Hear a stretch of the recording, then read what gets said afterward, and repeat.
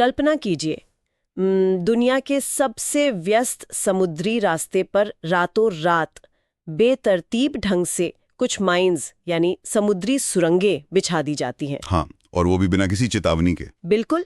और वहां से गुजरने वाले हर मालवाहक जहाज को रोका जाता है और मतलब उनसे $1 करोड़ का टैक्स मांगा जाता है। और मजे की बात यह है कि वो अमेरिकी डॉलर में नहीं। सही कहा, सीधे चीनी युआन में। ये किसी हॉलीवुड फिल्म की कहानी नहीं है। मतलब ये उस सच्चाई का हिस्सा है जिसने आज पूरी दुनिया को हिलाकर रख दिया है। एकदम सही कह रहे हैं आप। ये एक अभूतपूर्व स्थिति है।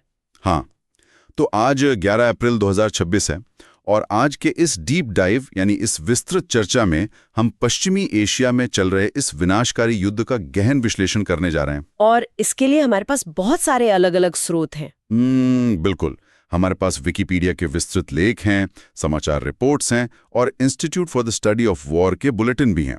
साथ ही कई आर्थिक विश्लेषणों का डेटा भी है। और हमारा मकसद सिर्फ इन घटनाओं की कोई सूची पढ़ना नहीं है। हाँ, बिल्कुल नहीं। हमारा मिशन ये समझना है कि सैन्य जमावड़े से लेकर आज जो पाकिस्तान में शांति वार्ता विफल हुई है, ये पूरा घटनाक्रम क्रमानुसार कैसे हुआ। और सबसे अहम बात सुनने वालों के लिए ये जानना जरूरी है कि इस युद्ध ने वैश्विक अर्थव्यवस्था और भारत की ऊर्जा सुरक्षा पर क्या असर डाला है। देखिए, इस पूरे घटनाक्रम में जो बात सबसे ज्यादा ध्यान खींचती है वो ये है कि आधुनिक युद्ध अब सिर्फ सीमाओं पर नहीं लड़े जाते। हाँ, वो तो है। ये युद्ध वैश्विक सप्लाई चेन्स के जरिए यात्रा करते हैं और सीधे हमारे घरों तक पहुंचते हैं। मतलब हम सिर्फ मिसाइलों की बात नहीं कर रहे हैं, हाँ, बल्कि ऊर्जा बाजारों की बात कर रहे हैं, जो अब पूरी तरह से दरकने लगे हैं ना। बिल्कुल। अंतर्राष्ट्रीय कूटनीति की नींव ही हिल रही है। तो चलिए इस उलझी हुई डोर का सिरा पकड़ते हैं। कहानी शुरू होती है 2025 के अंत से। दिसंबर 2025 में ईरान में सरकार के खिलाफ बड़े पैमाने पर हिंसक विरोध प्रदर्शन हो रहे थे। हाँ, और उन्हें कुचलने के लिए काफी सख्त कदम उठाए गए थे। बिल्कुल। और ठीक इसी समय अमेरिका ने इराक युद्ध के बाद से मध्य पूर्व में अपना सबसे बड़ा सैन्य जमावड़ा शुरू कर दिया था।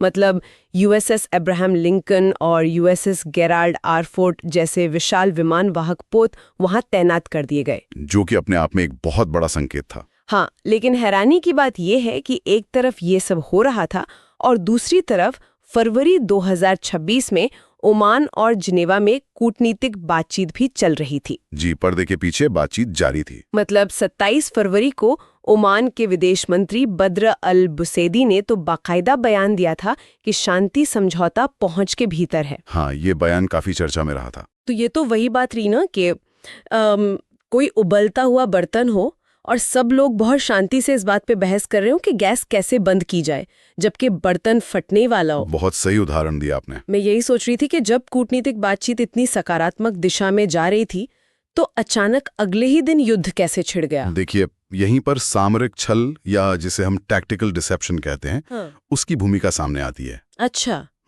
कूटनीति कई बार सिर्फ समस्या सुलझाने के लिए नहीं होती। अच्छा, तो फिर किस लिए? कई बार ये समय खरीदने और दुश्मन का ध्यान भटकाने के लिए इस्तेमाल की जाती है। अमेरिकी और इस्राएली खुफिया एजेंसियों ने मतलब एक बहुत ही सोची समझी रणनीति के तहत ये भ्रम पैदा किया कि कोई भी हमला तुरंत नहीं होने वाला है। ओह, तो उन्होंने जानबूझकर ऐसा किया? बिल्कुल।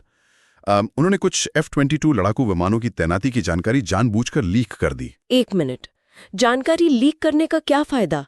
इससे तो दुश्मन सतर्क हो जाएगा ना? फायदा ये होता है कि दुश्मन का ध्यान एक खास जगह या खतरे पर केंद्रित हो जाता है। अच्छा, मतलब उनका फोकस शिफ्ट हो गया। हाँ, ईरान ये सोचने लगा कि अमेरिका किसी और मोर्चे पर तैयारी कर रहा है और इसी बीच अमेरिका और इजराइल के बीच जो उच्च स्तरीय रणनीतिक बातचीत हो रही थी उसे पूरी तरह से गुप्त रखा गया। बाप रे। और इसका नतीजा ये हुआ कि 28 फरवरी की सुबह जब ईरान के सर्वोच्च नेता अली खामेनेई और अन्य शीर्ष अधिकारी राष्ट्रीय सुरक्षा परिषद की बैठक के लिए एक साथ मौजूद थे, तब उन पर सीधा हमला कर दिया गया। जी हाँ, ये बातचीत की मेज से सीधे युद्ध के मैदान में चले जाना था। ये तो बहुत ही चौंकाने वाला कदम था।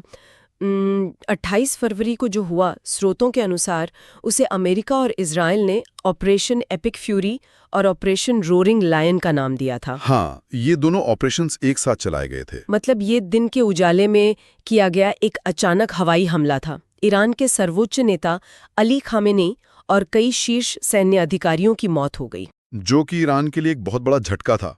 बिल्कुल। और इसके बाद एक और चीज हुई जिसने ईरान को लगभग पंगु बना दिया। पूरे देश में इंटरनेट लगभग 60 घंटों के लिए पूरी तरह से बंद कर दिया गया। हाँ, कनेक्टिविटी मात्र 1% रह गई थी। सिर्फ 1%? मतलब आज के जमाने में इंटरनेट के बिना 60 घंटे? देखिए, इंटरनेट बंद करना सिर्फ लोगों को सोशल मीडिया से दूर रखना नहीं था, ये अफरा तफरी और खौफ पैदा करने का एक बहुत बड़ा हथियार था। हाँ, समझ सकती हूँ। जब देश के शीर्ष नेता मारे जाते हैं और ठीक उसी समय सूचना का हर माध्यम कट जाता है, तो नागरिक और जो निचली स्तर के सैन्य अधिकारी हैं वो पूरी तरह से दिशाहीन हो जाते हैं। कोई आदेश ही नहीं पहुंच पाता होगा। बिल्कुल। इससे आपातकालीन सेवाएं ठप हो जाती हैं, एम्बुलेंस नहीं पहुंच पाती, जो कि इस मानवीय त्रासदी को और भी ज्यादा बढ़ा देती हैं। और ये त्रासदी आंकड़ों में साफ दिखाई भी देती है। ईरान ने जवाबी कार्रवाई करते हुए ऑपरेशन ट्रू प्रॉमिस 4 शुरू किया था, जिसे रमजान युद्ध भी कहा जा रहा है। हाँ, उनका जवाबी हमला भी काफी व्यापक था। अमेरिका और इजराइल के दावों के अनुसार 6000 से अधिक ईरानी सैन्यकर्मी मारे गए, लेकिन जब हम आम नागरिकों की बात करते हैं तो तस्वीरें सच में बहुत भयावह हैं। आम लोगों का नुकसान हमेशा सबसे दर्दनाक होता है। हाँ, ईरान के स्वास्थ्य मंत्रालय के अनुसार 2076 नागरिक मारे गए हैं। हालांकि HRA यानी हिराना जैसे संगठन ये आंकड़ा 1701 बताते हैं। और लेबनान में तो हालात और भी खराब हुए। बिल्कुल। लेबनान में 1800 से अधिक मौतें हुईं और करीब 10 लाख लोग विस्थापित हो गए। इजराइल में भी 27 नागरिक मारे गए। ये आंकड़े सिर्फ नंबर नहीं है, ये उजड़े हुए परिवार हैं। वही तो। और हम सैन्य रणनीतिकारों को अक्सर सामरिक सफलता या टैक्टिकल सक्सेस जैसे भारी भरकम शब्दों का इस्तेमाल करते हुए सुनते हैं। जी, टीवी बहसों में ये बहुत आम है। लेकिन जब लेबनान से लेकर तेहरान तक निर्दोष नागरिकों की इतनी बड़ी कीमत चुकानी पड़ रही हो, तो क्या वास्तव में कोई भी पक्ष इसे सफलता कह सकता है? ये बहुत ही जायज आपत्ति है आपकी। देखिए, सैन्य दृष्टिकोण से सफलता का मतलब होता है दुश्मन के नेतृत्व को खत्म करना या उनके रडार सिस्टम को नष्ट कर देना। हाँ, उनका टारगेट वही होता है। लेकिन जमीन पर जो मानवीय कीमत चुकाई जाती है वो इस पूरी सफलता को खोखला साबित कर देती है। 10 लाख लोगों का बेघर होना किसी भी देश के बुनियादी ढांचे के लिए एक दुष्स्वप्न है। बिल्कुल। इस तरह के युद्धों में आम नागरिक अब केवल क्रॉस फायर में फंसे हुए लोग नहीं रह गए हैं, वे इस पूरे संघर्ष का सबसे बड़ा निशाना बन चुके हैं। और ये क्रॉस फायर केवल मुख्य युद्ध क्षेत्र तक ही सीमित नहीं रहा। नहीं, बिल्कुल नहीं, इसका दायरा बहुत बड़ा था। यहीं पर एक नया आयाम जुड़ता है, खाड़ी देश। ईरान ने अपने जवाबी हमलों में केवल अमेरिका या इजराइल को निशाना नहीं बनाया। हाँ, उन्होंने पूरे इलाके में अमरीकी ठिकानों को टारगेट किया। हाँ, उन्होंने Bahrain, Kuwait, Oman, UAE, Qatar और सऊदी अरब में मौजूद अमेरिकी ठिकानों पर मिसाइल और ड्रोन दागे। और इन हमलों के कारण UAE, कुवैत और बहरीन में आम नागरिकों और सैनिकों की जान गई। ये स्थिति उन देशों के लिए बहुत मुश्किल थी। मतलब सोचिए, ये तो ऐसा हुआ ना कि आप एक बड़े अपार्टमेंट में रहते हैं और आपके ऊपर और नीचे वाले 2 पड़ोसी आपस में बॉम्ब फेंक कर लड़ रहे हैं। हाँ, और बीच में आप पिस रहे हैं। बिल्कुल। भले ही आपकी कोई गलती ना हो, लेकिन आपके घर के शीशे तो टूटेंगे ही। इन खाड़ी देशों के साथ बिल्कुल यही हुआ है। इस अपार्टमेंट वाली उपमा को अगर हम भू राजनीति पर लागू करें तो स्थिति और भी उलझ जाती है। वो कैसे? देखिए, इन खाड़ी देशों ने दशकों से अमेरिका के साथ सुरक्षा समझौते किए हुए हैं।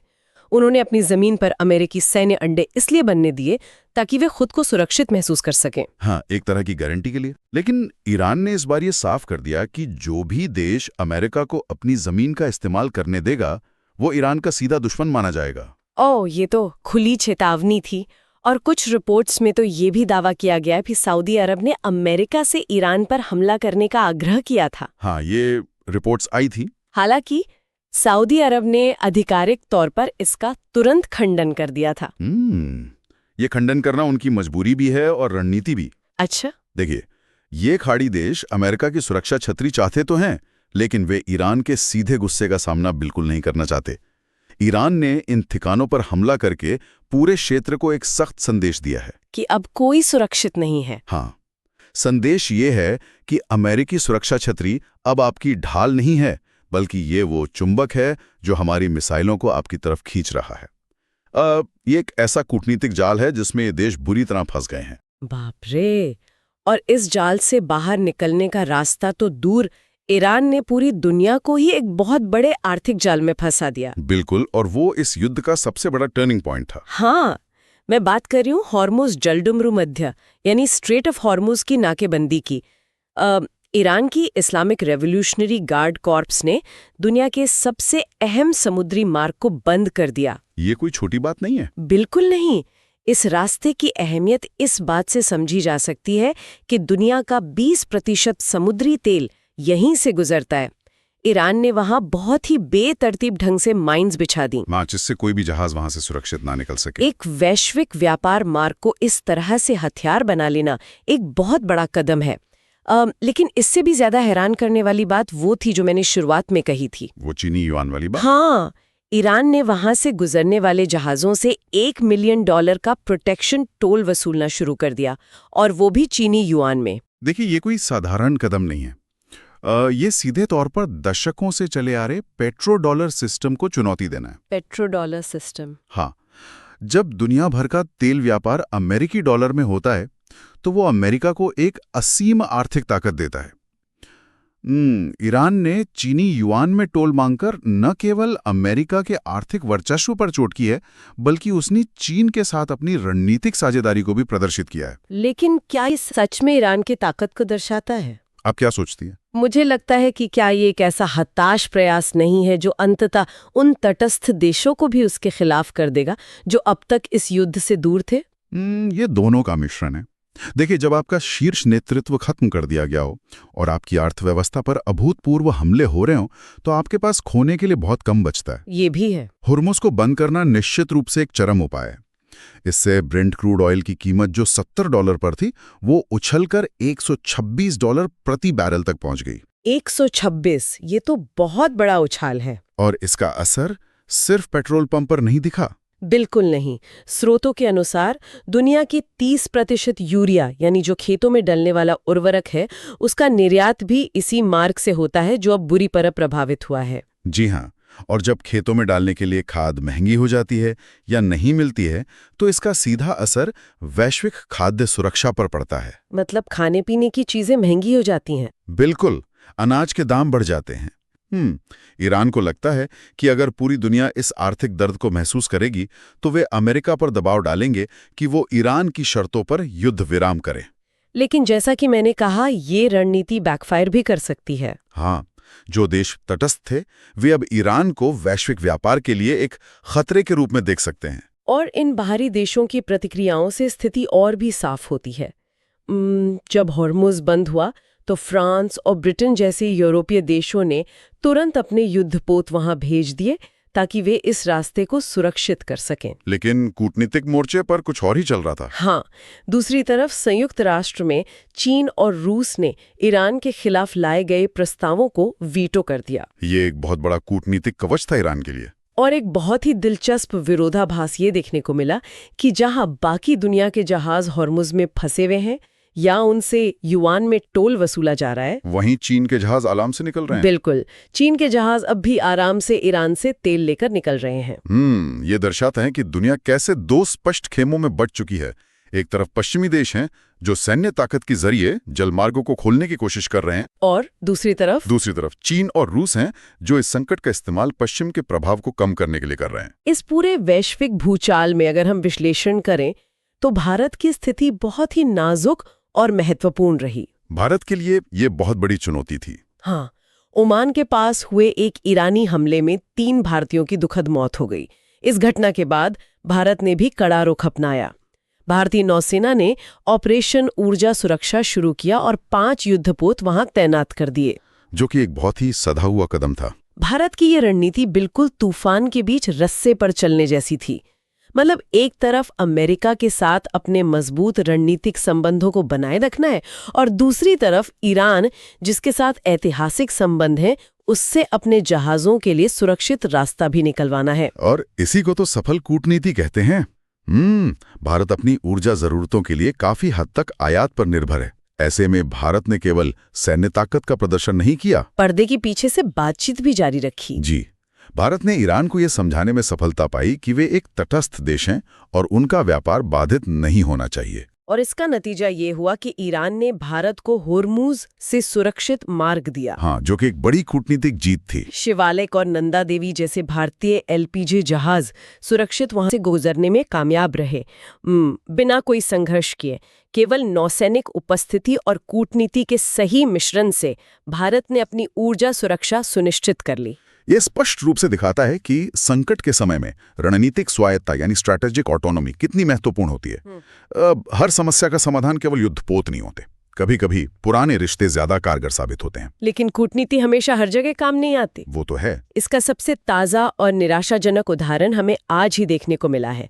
11 अप्रैल 2026 यानी आज पाकिस्तान के इस्लामाबाद में हुई शांति वार्ता विफल हो गई है। ये बहुत ही निराशाजनक खबर थी। 8 अप्रैल को एक अस्थायी युद्ध विराम हुआ था, जिसके बाद ये त्रिपक्षीय शांति वार्ता शुरू की गई थी।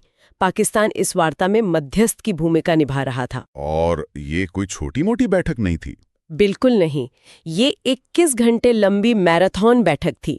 इसमें अमेरिका की तरफ से उपराष्ट्रपति JD Vance, Steve Witkoff, Jared Kushner और ईरान की तरफ से उनके संसदीय अध्यक्ष मोहम्मद बगैर गालिबाफ शामिल हुए थे। 21 घंटे एक ही कमरे में? हाँ, 21 घंटे तक बातचीत हुई, लेकिन परिणाम सिफर रहा।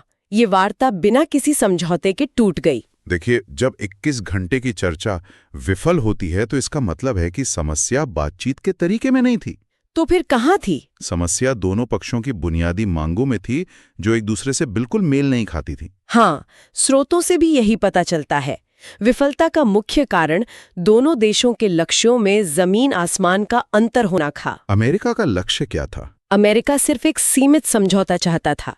उनका लक्ष्य था कि होर्मुज जल डमरू मध्य को तुरंत खोला जाए ताकि वैश्विक अर्थव्यवस्था को राहत मिले। हाँ, तेल की सप्लाई शुरू हो। मिल गई है, उसे सुरक्षित किया जाए ताकि कोई रेडिएशन का खतरा न रहे। बस अमेरिका की मांगे यहीं तक सीमित थीं, लेकिन ईरान का नजरिया बिल्कुल अलग था। ईरान इसे सिर्फ एक सैन्य संघर्ष के अंत के रूप में नहीं देख रहा था।